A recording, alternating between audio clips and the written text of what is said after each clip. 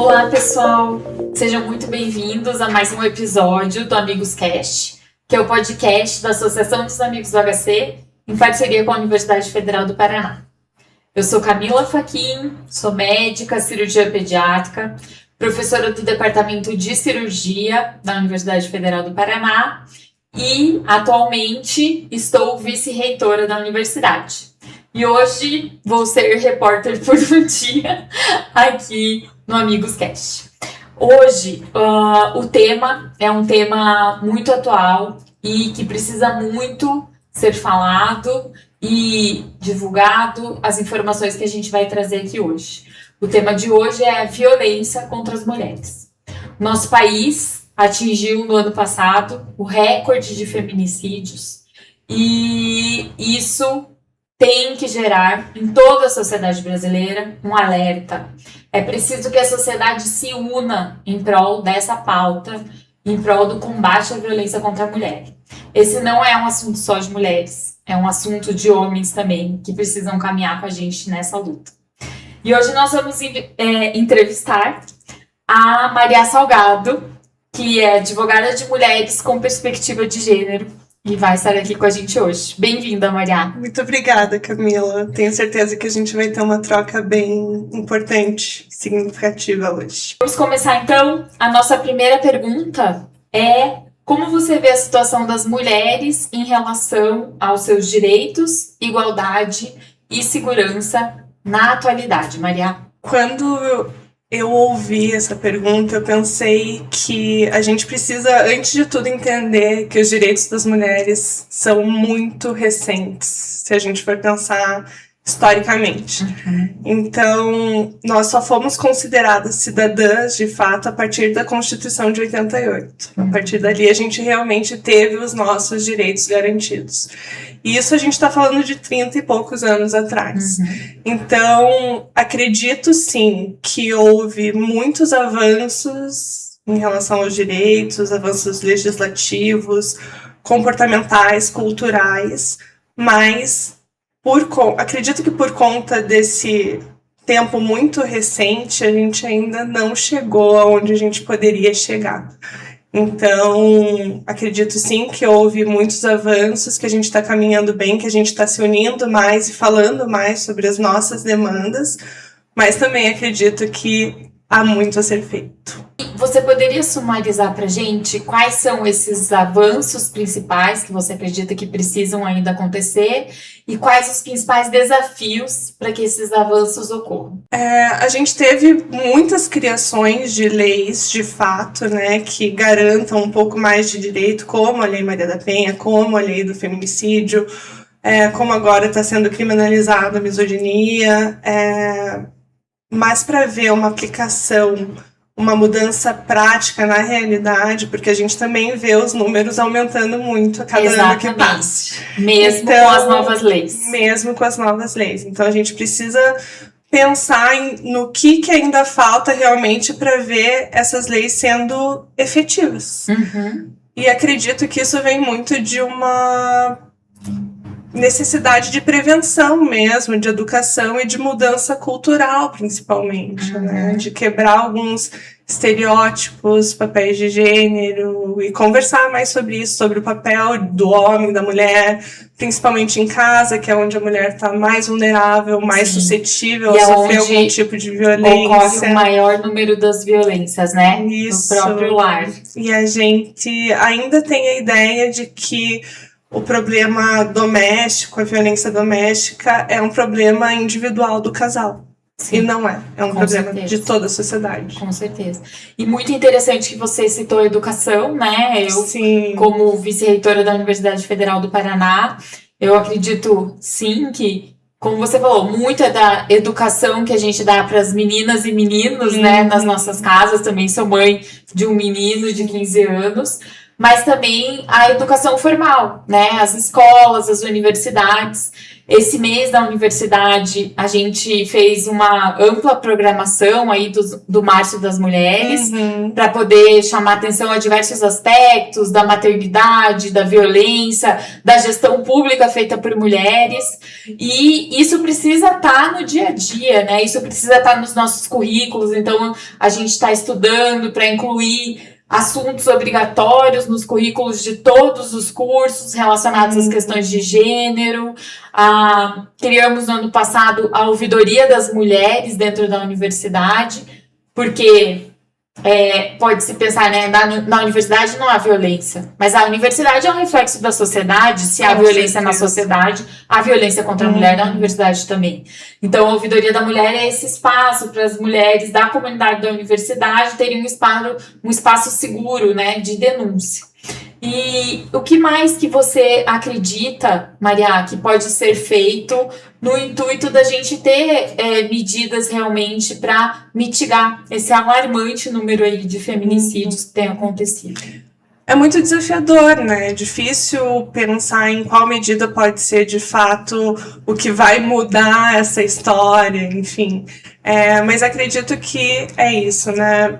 Educar, falar sobre isso e não deixar essa pauta centrada em março, Com em certeza. um mês. Né? Com certeza. É óbvio que é muito significativo, é importante, as pessoas se alertam para isso nesse mês, porque tem muitos eventos, muitas palestras, muitos programas nesse sentido, mas parece que passou março e passou o assunto, sabe? É uma pauta de janeiro a janeiro, né? Isso, e tem que ser uma pauta de janeiro a janeiro. E para além disso, eu que acabo dando muitas palestras, participando de alguns eventos, o que eu vejo muito também é que esses eventos que são focados em gênero acabam tendo um público majoritariamente feminino. Exatamente. Porque parece que se a gente está falando de mulheres e está falando de gênero, é só a nós que interessa.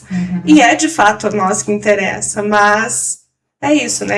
A importância do programa do governo federal agora também, do Pacto contra o Feminicídio, de fazer uma chamada para os homens, né? De todos para todas, para os homens também se conscientizarem e começarem a se responsabilizar por esse problema que são eles que estão causando. Com certeza, porque quem faz a violência e quem mata as mulheres são os homens, São os né? homens, é um comportamento masculino. Exatamente, e os homens, eu acho que assim, os homens que são nossos aliados precisam estar junto nessa luta, porque senão isso mostra uma conivência, né, com esse tipo de comportamento.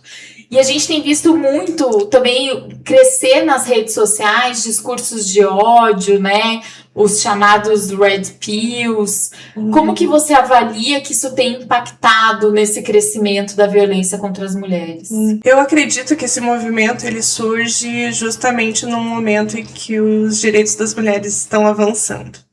Né? Não é à toa, não é por acaso.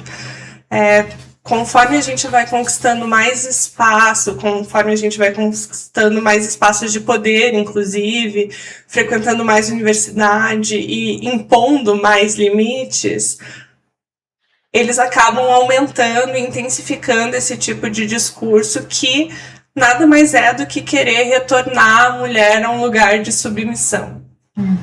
E retornar a mulher para um lugar que antigamente ela não poderia pertencer, se não fosse autorizada por seus pais ou maridos, né? Seja no espaço de trabalho, seja na educação, enfim. Então eu avalio que esse é um comportamento que retoma esses pensamentos conservadores justamente nesse momento em que nós estamos avançando. E é justamente para intensificar essa guerra de gêneros, assim, né? Para que eles possam continuar num espaço em que eles tenham todos os privilégios que sempre tiveram e não tenham que abrir mão de nada e nem competir com uma mulher porque por algum motivo eles se sentem ameaçados. Não à toa, né? Acho que não é por acaso também. Sim, que isso surja justo quando a gente avança, né? Com certeza. E o que acontece muitas vezes, e eu queria que você contasse um pouco pra gente, assim, da tua prática, né, como advogada de mulheres, é que muitas vezes no início a mulher tem dificuldade de até de perceber que aquilo já está levando para um caminho de violência, porque os comportamentos violentos, no início, principalmente, eles são ou normalizados ou romantizados até, né? O que você poderia falar pra gente sobre isso? A violência, ela começa no discurso. Por isso que o discurso Red Pill, o discurso de incels ou de qualquer grupo masculinista é perigoso. Porque ele começa nessa ideia de que mulheres têm um certo papel, homens têm outro papel. Enfim, muito comum, foi muito naturalizado pela própria sociedade durante a sua constituição, construção, enfim, historicamente, justamente porque é interessante que mulheres ocupem um lugar de submissão, de fato. Né? É conveniente para homens, assim, que tem uma mulher num espaço doméstico, sem remuneração, sem poder de escolha, sem liberdade, para nada, assim. Então, eu acredito que ele continua sendo romantizado, continua sendo naturalizado, justamente por uma questão de conveniência para homens. Eu acho que é muito interessante isso que você falou, Maria, da questão do discurso, né? Por exemplo, é muito comum, às vezes, em reuniões, a mulher fala e daí vem um homem e explica a fala da mulher, né? O famoso mansplaining, né? Ou a mulher fala, ninguém dá bola, daí vem um homem e fala a mesma coisa que a mulher, todo mundo concorda, né? E eu acho que é importante também que a gente se posicione, né, nesses momentos. Então, por exemplo, na gestão lá da universidade, eu e o professor Suni assumimos em dezembro de 2024 e nós tínhamos uma meta de ter pelo menos paridade nos cargos da alta gestão da universidade. Então, hoje a gente tem 9 pró-reitorias, 5 ocupadas por mulheres. E a gente tem um acordo, que quando isso acontece, um acordo entre todos nós, todos e todas nós. Quando isso acontece, a gente demonstra para os nossos companheiros de gestão ali, nossos parceiros do sexo masculino, para até eles perceberem e entenderem que eles estão fazendo um discurso inadequado ou se portando de uma maneira inadequada, desculpa. Sim. Então, eu acho que é isso, assim, as mulheres também, elas têm que ir se colocando, né, e ir pontuando essas questões que precisam se modificar, que é o que você falou da questão dos aspectos culturais, né? Sim, é um super desafio, né? Não é fácil também, porque a primeira coisa é você identificar esse tipo de comportamento, que também requer um tipo de acesso a informações, a livros, enfim, que às vezes as pessoas não têm, então tem que buscar esse tipo de informação para entender esse tipo de comportamento. E aí, a partir daí, já é um desafio estar num espaço público de poder com outros homens que também têm poder e, com certeza, vão ser mais vistos e ouvidos do que nós. E aí, você ainda ter a coragem de pontuar né, que aquilo está acontecendo com você também é um super desafio, mas a gente vai se ajudando, né? Mulheres vão se ajudando. Exatamente. Eu tenho uma grande amiga que ela trabalha em grandes corporações, assim, ajuda nessa educação cultural corporativa mesmo. E ela sempre fala, bom, você viu isso acontecendo com a tua amiga? Pontua você, isso, sabe? É a sororidade. Não espera ela ter que falar. Já tá acontecendo uma situação constrangedora, né? Não só para mulheres pontuarem, né, e ajudarem outras mulheres, mas você é homem, tá vendo uma coisa que você identificou também, que é um comportamento inadequado, também pontue. Também, e não precisa ser de uma forma grosseira, né? Pode ser, olha, deixa ela terminar de falar, mas ela já explicou isso. Mas ela acabou de falar a mesma coisa. Não, mas essa ideia foi dela. Isso, né? Exatamente. Então, acho que é isso, né? A gente tem que se ajudar também, não deixar também toda a responsabilidade na mulher que está sofrendo aquilo. Exatamente. Né? Porque daí acaba voltando para isso. Toda a responsabilidade acaba recaindo sobre nós de novo, né? Nós sofremos e nós temos que educar. Isso. Quando o homem aliado poderia, né, também poderia apontar. Se impor e pelo menos, né, deixar essa parte. Inibir, né, esse tipo de comportamento. Bom, Maria, agora eu queria que a gente aproveitasse um pouquinho, né, tua expertise aí como técnica do direito, para a gente levar um pouco de conhecimento até para as pessoas entenderem que não existe só a violência física, né, contra a mulher. Existem outros tipos de violência. Você pode falar um pouquinho pra gente sobre eles? Claro. No contexto doméstico, a gente vai se pautar na Lei Maria da Penha. E a Lei Maria da Penha é uma lei que é reconhecida mundialmente porque ela, de fato, foi muito bem pensada e estudada a partir da realidade das mulheres no contexto doméstico. Então, ela identifica que não só a violência física pode ser considerada uma violência doméstica. Ela traz 5 tipos de violência, mas também não se limita a elas. Ela traz 5 tipos de violências que podem se desdobrar em várias outras. Mas, basicamente, a gente vai falar em violência física, que é a mais evidente, a mais fácil de ser identificada. Mas também podemos falar de violência psicológica, que é quando a tua autoestima acaba sendo afetada e você se vê em um lugar diferente ou incapacitada de fazer alguma coisa. Também ameaçada, enfim, constrangida, coagida. A gente pode falar de violência moral, que é quando o companheiro, ex-companheiro ou qualquer homem, né, no contexto doméstico, começa a falar de você para outras pessoas, então começa a manchar a sua imagem. A gente pode falar de violência patrimonial, que acontece muito, é muito recorrente, mas também é muito naturalizada, porque o homem sempre foi muito mais incentivado a controlar as finanças, a cuidar das finanças, e a mulher foi cada vez mais, sempre foi desmotivada, desincentivada a cuidar disso, como se não tivéssemos uma capacidade natural para lidar com números, né? O que também é muito conveniente para eles, porque falar de dinheiro é falar de liberdade hoje em dia, né? Falar de poder, enfim. E detém o poder, né? Detém sobre o poder, a mulher. total.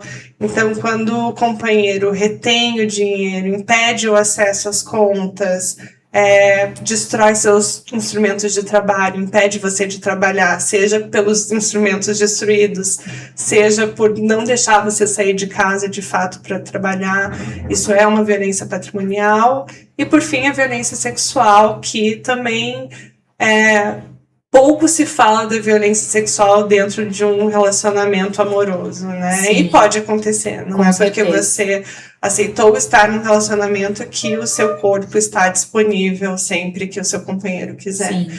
Então, são esses básicos tipos de violência que a Lei Maria da Penha traz, podem existir outros. E o que é importante de dizer agora é que para cada tipo de violência doméstica existe uma medida protetiva de urgência. Então, está no imaginário...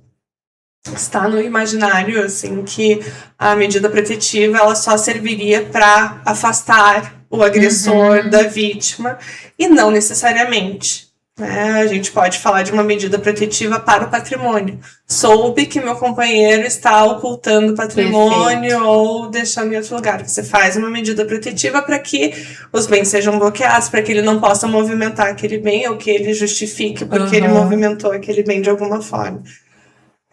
Teve um caso no escritório que foi bem interessante de uma cliente que ela terminou um relacionamento e logo que ela iniciou outro relacionamento, ela começou a receber e-mails de sites de acompanhante com o cadastro dela, com a foto dela, enfim, ela tinha certeza que era o ex-namorado porque ele tinha esse comportamento esquisito. E aí a gente não tinha nenhuma prova efetiva de que tinha sido ele. Mas ela tinha grandes desconfianças e usou algumas mensagens para demonstrar o comportamento abusivo que ele tinha. E a gente entrou com uma medida protetiva específica para tirar os perfis dela do ar. Então, não sabíamos que era ele recebeu a notificação. Por um milagre, os perfis no dia seguinte estavam fora do ar, né? Então, foi específica para isso. Ela não precisava se afastar dele porque ele não ia atrás dela, ele não perseguia ela, eles já não estavam juntos, ela estava em outro relacionamento. Mas ele praticou uma violência moral e psicológica. E a gente pediu a medida nesses termos, foi concedida e ela conseguiu, né, o objetivo dela. de não ter mais, né, esses perfis com o rosto dela, enfim, e nome dela, desse tipo de site. E pra gente também informar aqui nosso público hoje do podcast, quando que um conflito no relacionamento é mais que um conflito? Passa a ser uma violência. Como identificar isso? É muito sutil, né? Eu não posso falar como uma profissional no assunto, porque é minha área do direito, né? Não é muito da psicologia. Mas, claro, né? Na nossa profissão a gente escolheu atuar com mulheres com perspectiva de gênero e isso requer que a gente tenha conhecimento sobre outras áreas. Uma certa porque preparação, né? lidar com vítimas de violência doméstica, você precisa lidar de uma forma multidisciplinar, de certa forma. Com certeza. Né? Com certeza. Só nós, advogadas, não vamos dar conta de resolver esses conflitos, mas a gente precisa ter noção de como esse contexto se dá, por que ele se dá, quais são esses sinais. Então, eu posso falar um pouco dessa perspectiva da minha experiência, né? E o que eu vejo acontecer muito é que os sinais de alerta precisam ser no sentido de entender quando que a tua autonomia está sendo afetada, quando a tua liberdade está sendo afetada, se você está começando a ser controlada de alguma forma. Cerceada, né? E é muito difícil. Cerceado total, essa palavra é perfeita mesmo, porque quando você tá nesse contexto, assim, e é muito comum que esse tipo de fala e comportamento no começo de um relacionamento pareça uma forma de cuidado. Né? Então, tua roupa, acho que tua saia tá muito curta, mas não é porque não tá bonita, é porque os outros vão olhar, é porque você pode estar mais exposta. Então acaba sendo, como que eu posso falar? Disfarçado? Disfarçado. Tava com uma palavra que era meio ruim na cabeça. Mas é um pouco disfarçado de cuidado, que na verdade é um controle. E quanto mais você vai permitindo que isso aconteça, mais isso vai acontecendo, de formas mais intensas, né? Então, sim, eu acredito que é começar por aí, né? Começar a ter atenção a essas falas que parecem cuidado, mas no final podem ser uma forma, sim, de controle. E vai havendo um escalonamento, né? Eu, sim, recentemente escutei de uma amiga, né, que o pai era abusivo, que, assim, por que a mãe permanecia naquele relacionamento? Mas é isso, assim, sempre se imagina que, começou com um pequeno gesto e aquilo foi escalonando até se constituir violência. Daí separa-se, fica um tempo afastado, volta, não, agora eu estou diferente, sou outra pessoa. E né, a pessoa sempre imagina que a outra vai mudar, que aquilo vai ser diferente, e acaba permanecendo num relacionamento abusivo, né? Na tua, sim, experiência como advogada, por que você acredita que as pessoas permanecem, né? As mulheres permanecem nesses relacionamentos abusivos? Aqui eu acredito que a gente pode falar de duas coisas. Primeiro, do ciclo da violência, que é um comportamento normal, né, quando a gente fala de violência doméstica. E é muito curioso perceber como ele realmente se repete em várias residências, do mesmo jeito. E não à toa é como se fosse um diagnóstico mesmo, assim, né? De analisar aquela situação e conseguir identificar que aquilo é um ciclo da violência. Então, o ciclo da violência, basicamente, ele começa com atos de tensão, né? Momentos de tensão, que no começo de um relacionamento são muito sutis. Ficou irritado por aquilo. E lá, foi grosso. E aí entra na fase de lua de mel. Desculpa, um presentinho pra você, não vai acontecer de novo, tal. E aí começa o aumento de tensão novamente, até que culmina num ato de violência, que a tensão explode. Só que a próxima tensão sempre vai ser maior do que a anterior. E aí vem a fase da lua de mel, as coisas voltam um pouquinho ao normal, ele fica muito bonzinho, o comportamento dele muda completamente até que se estabiliza e começa um aumento de tensão até que culmina num ato de violência. E a gente sempre fala que esse último ato de violência é o feminicídio. Sim. Então ele começa com pequenos atos, mas vai culminar no feminicídio. É muito difícil que uma violência física, que um casal que passou por algum tipo de violência não tenha tido essas pequenas violências antes. Né? A gente sempre fala nos casos do escritório, por mais que a mulher chegue até nós, sei lá, no momento que houve uma violência física, com certeza teve violência psicológica, com certeza teve violência moral. Com certeza, com certeza. A violência física nunca vem sozinha. Né? Ela nunca começa sozinha. Ela começa com outros atos de violência. Então eu acho que é isso. Existe esse comportamento social mesmo e de contexto de violência doméstica que acabaram, né? Que a psicologia acabou identificando como ciclo da violência. Mas também acredito, pela minha experiência no meu escritório, com as minhas clientes, que muitas mulheres que permanecem nesses relacionamentos até podem identificar que existe essa violência e não gostariam de estar vivendo aquilo, mas permanecem por uma questão de dependência, seja financeira, seja emocional, seja uma dependência de apoio, porque muitas mulheres não têm rede de apoio, né? Principalmente quando têm filhos. E aí, bom, mas ele cuida da criança à noite quando eu preciso trabalhar. O que eu vou fazer? Pra onde que eu... Né? Então, é isso que eu consigo identificar, mas isso é a partir da minha experiência como advogada. Sim. E eu queria retomar um pouquinho o que você falou, né? Que o cuidado à vítima de violência ele é um cuidado multiprofissional. E lembrar, até como utilidade pública aqui, que o Hospital de Clínicas, no seu pronto atendimento ginecológico, faz atendimento às vítimas de violência, né? Existe uma parceria com o IML, então as vítimas a partir de 12 anos podem ser atendidas ali no pronto atendimento da ginecologia, sem precisar ir até o IML para fazer o exame de corpo de delito. Então, acho que essa é uma informação importante, né? Com certeza. Para que todos e todas saibam. Você já falou pra gente um pouquinho sobre as medidas protetivas, né? Isso é muito importante.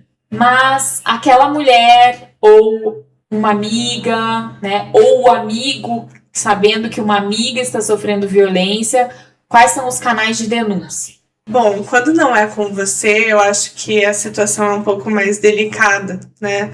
A gente, quando recebe as clientes no escritório, a gente sempre deixa muito claro para elas que a gente vai apresentar os caminhos possíveis, mas ela quem vai escolher o caminho.